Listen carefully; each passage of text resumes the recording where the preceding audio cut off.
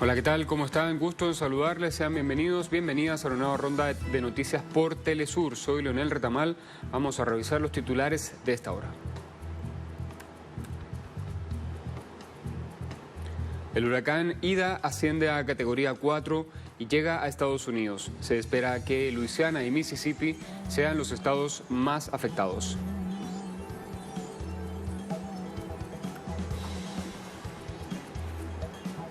Cancillería de Argentina rechaza intención chilena de proyectar su plataforma continental en territorio delimitado como argentino por Naciones Unidas.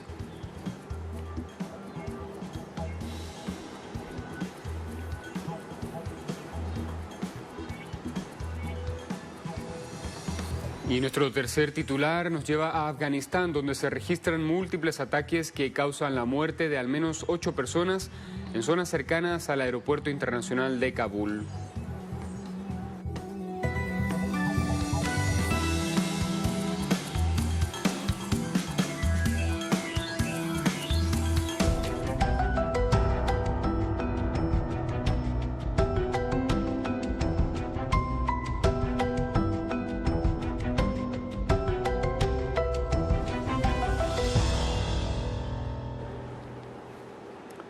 ¿Qué tal? Arrancamos en Estados Unidos, donde el huracán Ida de categoría 4 azota las costas del estado de Luisiana, cerca de la localidad de Port Fourchon, según informó el Centro Nacional de Huracanes.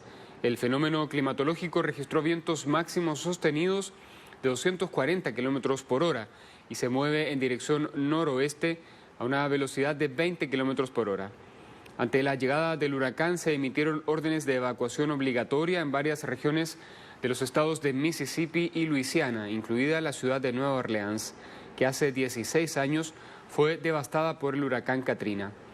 A su vez, el Centro Nacional de Huracanes advirtió que Aida causará en el norte del Golfo de México fuertes marejadas y daños por vientos potencialmente catastróficos y también inundaciones por lluvias.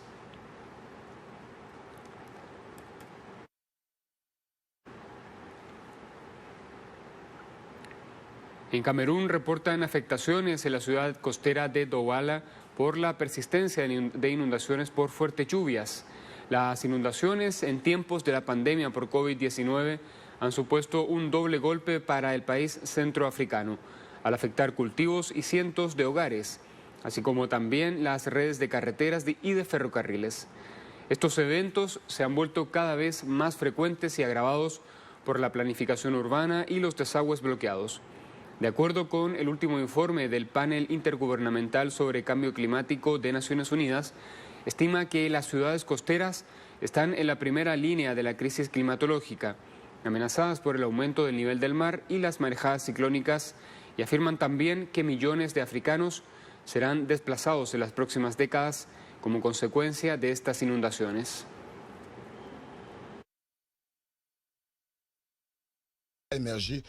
Nos despertó a las 4 en punto. Fue mi vecino quien me dijo que me despertara. Me desperté, los teléfonos móviles estaban cargando, las computadoras de los niños, como ves ahí, todo estaba en el agua. El agua lo había contaminado todo. El agua estaba a la altura, como ves, en mi cortina. El agua llegaba a 1 metro de altura dentro de la casa.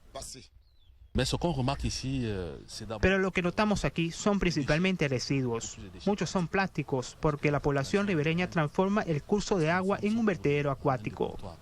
Naturalmente, hay un segundo fenómeno, el fenómeno de la sedimentación. El fenómeno de la sedimentación y luego de la colonización del agua. Superficie por plantas invasoras. Y estos 3 fenómenos lamentablemente reducen el lecho del agua. Y cuando llueve, el agua se ve obligada a desbordar, a salir del lecho y llegar a las casas.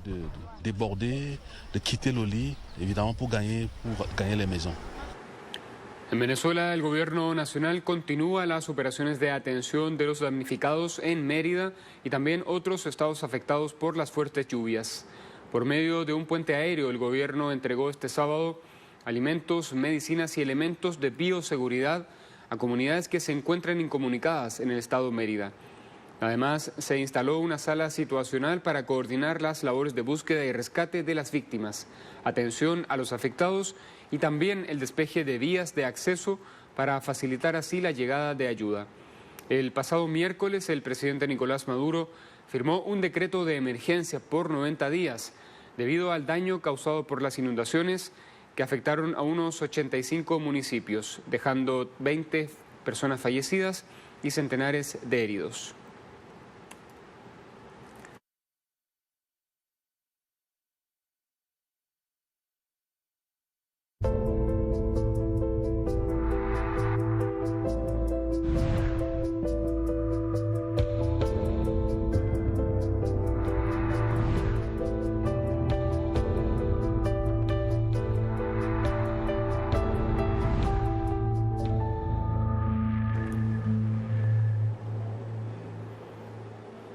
Revisamos a continuación la actualidad de la lucha contra la pandemia en el mundo. El gobierno de Argentina distribuye este fin de semana más de 2 millones de dosis de vacunas contra la COVID-19 provenientes de Rusia y de China. De acuerdo con el Ministerio de Salud, se entregará a los distritos un total de 584.500 dosis del primer componente de la vacuna Sputnik V en su variante producida por el laboratorio argentino Richmond, como también las procedentes de la Federación Rusa, mientras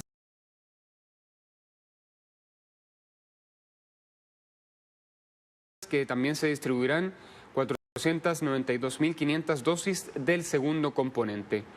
Además, se distribuirán 1.500.000 dosis de Sinopharm provenientes de China. La cantidad correspondiente a cada provincia se basa en la cantidad de población. Según el monitor público de vacunación de Argentina, hasta el momento se han distribuido 46.987.574 dosis de vacunas en todo el país, al tiempo que se han aplicado 41.625.410.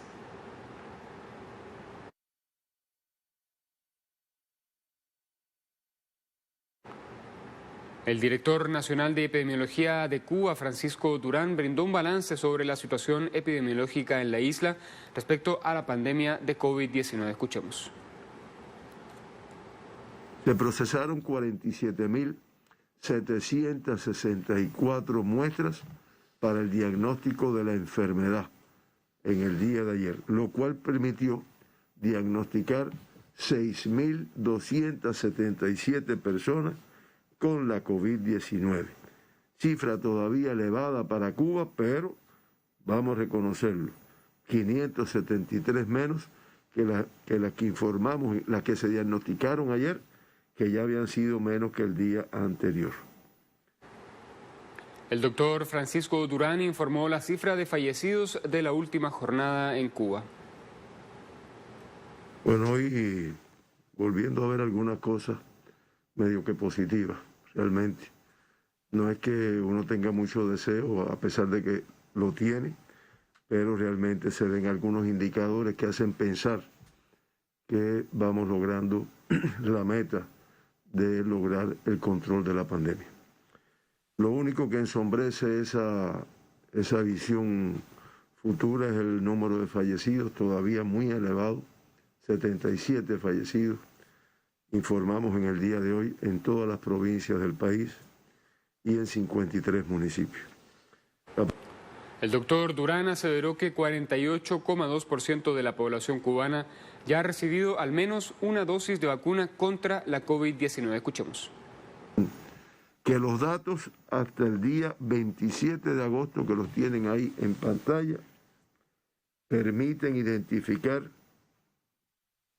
que ya 5.406.000 personas, 406.387 personas, el 48,2% de la población ha recibido al menos una primera dosis de los candidatos y de las vacunas. El 40,7% una segunda dosis y el 30,3% ya tienen las 3 dosis que están establecidas. En otras informaciones, el gobierno de Chile firmó 2 decretos en los que establece una ampliación de la plataforma continental del país en los mares australes, de modo que se superpone con la delimitación territorial argentina votada por el Congreso en el año 2020. En declaraciones a la prensa, el canciller chileno Andrés Alamán remarcó que esta medida se trata de una continuidad histórica que abarca disposiciones de al menos 3 gobiernos y calificó el rechazo de Argentina a esta medida como un error de concepto, tras afirmar que la llamada plataforma continental jurídica le pertenece a Chile en pleno derecho desde el principio, en calidad de Estado ribereño. Este viernes, Chile estableció una actualización de la Carta Náutica número 8, donde se determina el límite exterior de su plataforma continental de 200 millas marinas, desde Punta Puga a las islas Diego Ramírez, las cuales quedan ubicadas al sur del Cabo de Hornos.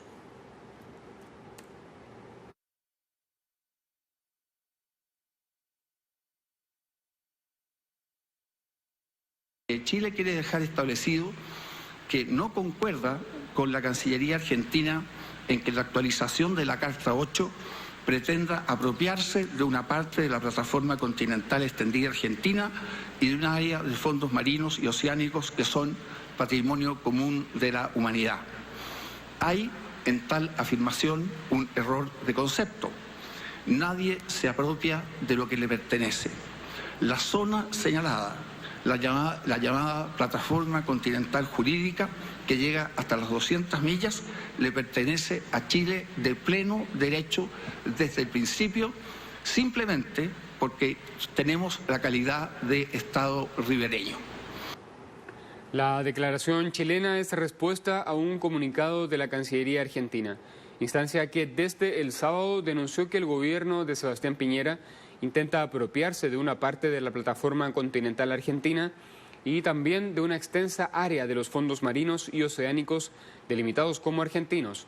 El documento emana del Palacio de San Martín y relata que a través de 2 decretos Chile pretende establecer límites que no coinciden con el Tratado de Paz y Amistad, celebrado entre ambos países en 1984 y aprobado por unanimidad por el Congreso en función de una definición formulada por Naciones Unidas.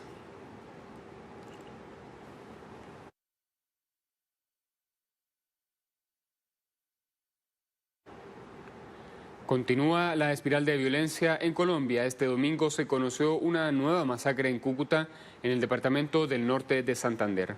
Según medios locales, 3 hombres fueron asesinados y uno más resultó herido a manos de sujetos desconocidos en la vereda Puerto León, en el corregimiento Banco de Arena, zona rural de Cúcuta, al este de Colombia. Según datos del Instituto de Estudios para el Desarrollo y la Paz, INDEPAZ, en lo que va de este año se han reportado 68 masacres en el país, siendo esta última la tercera del año en el departamento del norte de Santander.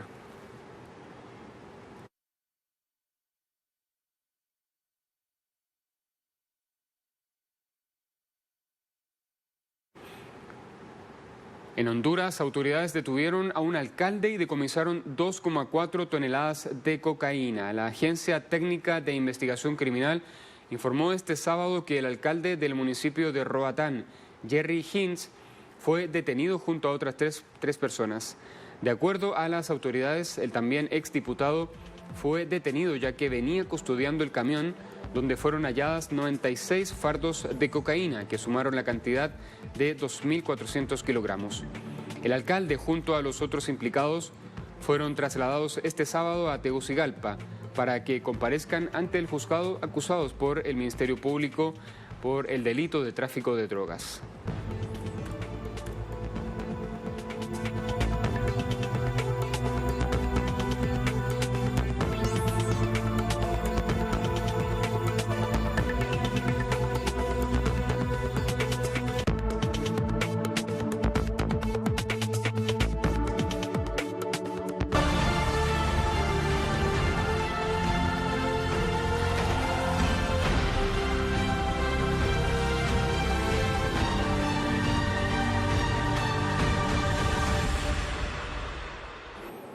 Actualidad de Afganistán. Al menos 2 personas murieron y otras 3 resultaron heridas luego de un ataque con misil perpetrado en una zona residencial al oeste del aeropuerto de Kabul. Entre los fallecidos se encontraban una niña y una mujer. Según la reconstrucción de los hechos, un proyectil aéreo impactó Huawa Bugura, una zona residencial poblada en el distrito 15, aproximadamente a las 16:55 hora local. Hasta ahora ningún grupo se ha atribuido la responsabilidad por el ataque.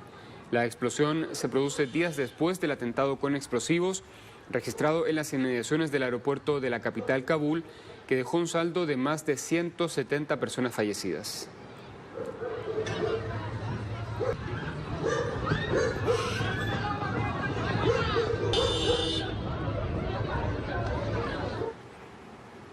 Entre tanto, en lo que parece un evento separado según medios locales, al menos 6 personas fallecieron, entre ellas 4 niños y 4 resultaron heridos. Es el resultado tras un nuevo ataque perpetrado con un dron por fuerzas de Estados Unidos contra supuestos combatientes del Daesh al norte del aeropuerto de Kabul. En este sentido, funcionarios del Comando Central de Estados Unidos confirmaron el ataque y detallaron que el mismo estaba destinado a detener un presunto nuevo atentado terrorista contra el aeropuerto de Kabul. El hecho es el segundo ataque con dron ejecutado por Estados Unidos en Afganistán contra presuntos militantes del Daesh, luego del atentado que cobró la vida de más de 170 personas en el aeropuerto de Kabul.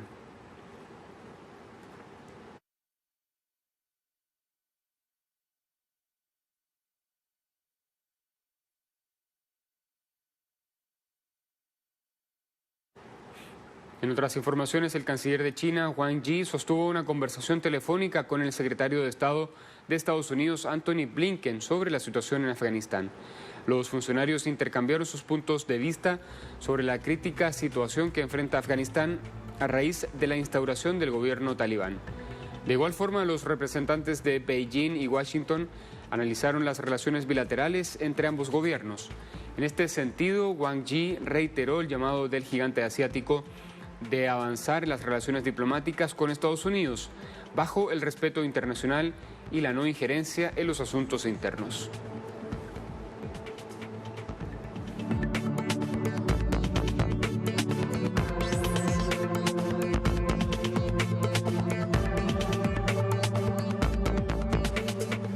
Y en Siria, medios locales registraron en video helicópteros del ejército de Estados Unidos mientras transportaban a miembros del Daesh hacia territorio de Irak.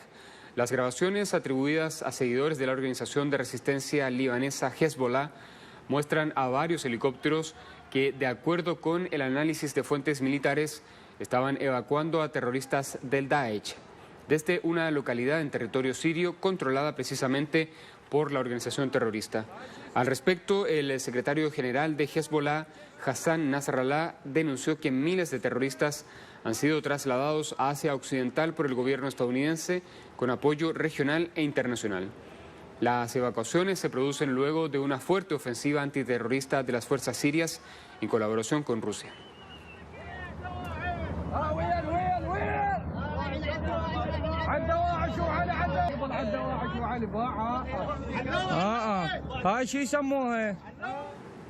También en Siria, Estados Unidos trabaja en la creación de una nueva milicia mercenaria en el nororiente del país para justificar su presencia en la región. De acuerdo con el medio Al-Watan, el grupo mercenario de unos 1.800 efectivos será conocido como Brigada de Asistencia y será asignado a la frontera entre Siria e Irak. La fuerza estará compuesta por miembros de tribus árabes de la región, a quienes Estados Unidos ofrece altos salarios en medio de una severa crisis económica provocada precisamente por las medidas coercitivas de Washington contra Siria.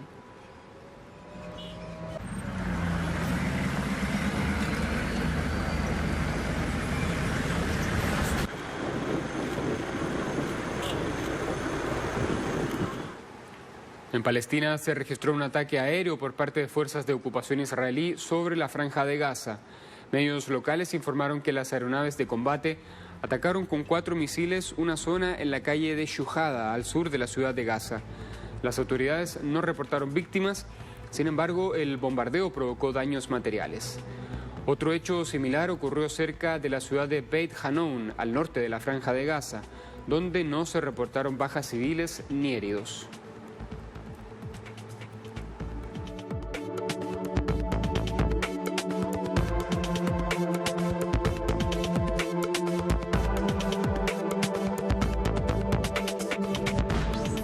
Y también en Palestina se abrió nuevamente el cruce fronterizo de Rafah, único acceso de Gaza al mundo exterior, el cual fue cerrado anteriormente por parte de las autoridades de Egipto. La reapertura de la frontera se produce un día después de que el Ministerio del Interior gazatí dijera que El Cairo daría luz verde al flujo de mercancías hacia el territorio, tras una clausura de 6 días. Rafah, la única puerta de entrada de Gaza al mundo exterior que no está controlada por Israel, fue cerrada el lunes por Egipto, siendo reabierta tras fuertes protestas de palestinos a lo largo de la frontera de la Franja de Gaza.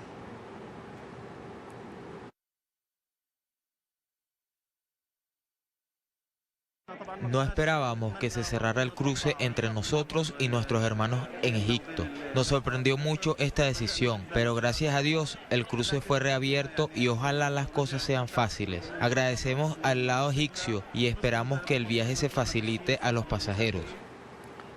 En Yemen, un ataque del movimiento Hutí con drones y misiles deja al menos 30 soldados del ejército de Yemen muertos y 60 heridos en la base de Al-Anad en el suroeste del país. Según el portavoz de las fuerzas de coalición árabe que controlan el sur de Yemen, Mohamed Al-Nakib, el balance de las víctimas podría elevarse porque en el lugar continúa aún una operación de rescate. Este complejo militar se encuentra a unos 60 kilómetros al norte de Al-Aden. Yemen vive desde 2014 un conflicto armado entre los partidarios del expresidente Abdurrabu Mansur Hadi, apoyados por Arabia Saudita, y el movimiento Hutí, aliados a los comités populares revolucionarios.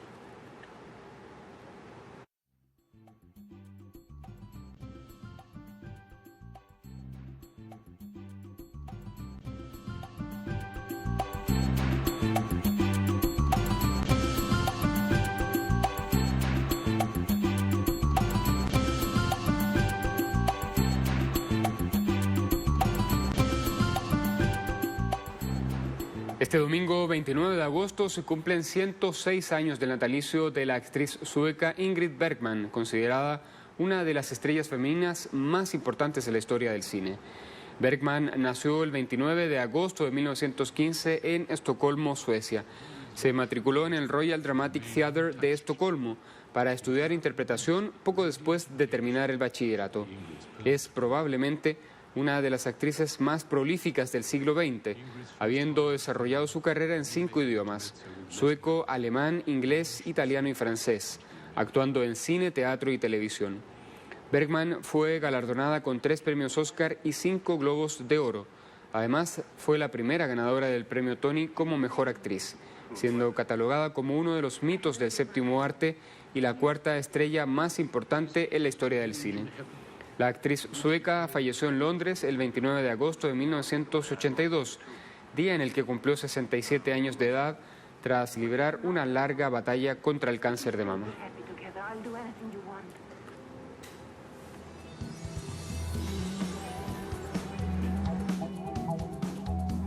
Es esta ronda de Telesur Noticias. Siga conectado a la señal de nuestra multiplataforma. Muchas gracias. Hasta otra ocasión.